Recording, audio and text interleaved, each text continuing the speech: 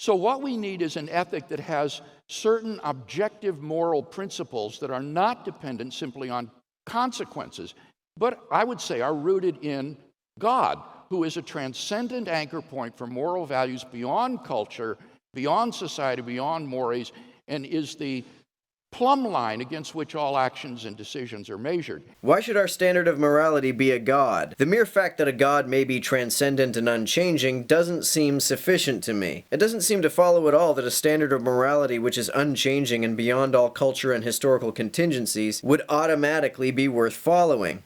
And part of that ethic, in the Christian faith at least, will, as you say, be concerned for the least among us.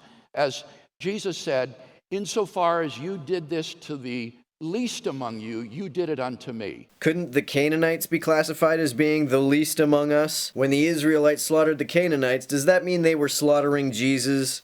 This is also touching upon a very deep theological debate. Is something right because God wills it?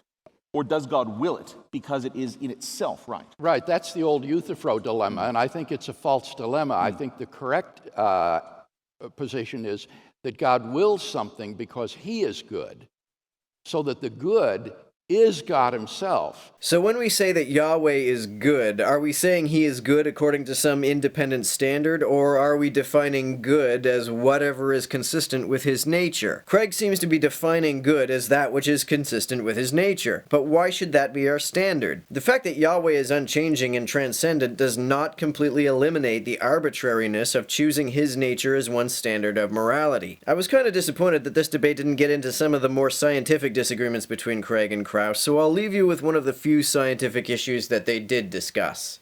Does what he describes as the fine-tuning of the universe. Oh, it's pure bullshit. Okay.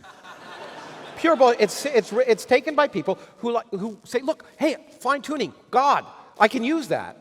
The point is that there are we don't know anything about the fine-tuning of the universe because we don't know what kinds of life can be intelligent. We don't know if the laws, the constants of nature were changed, that a different kind of intelligent life wouldn't arise. Moreover, one of the worst fine-tuning problems in nature, which is one of the ones I first proposed, the cosmological constant problem, the dark energy in the universe, the biggest mystery of the universe, that looks like it's incredibly fine-tuned, 120 orders of magnitude, the worst fine-tuning problem in nature, and Dr. Craig will jump up and say, look, if it was a lot bigger, we wouldn't have humans. Well, it turns out if it was precisely 0, which is a much more natural number, more life would form. Yeah.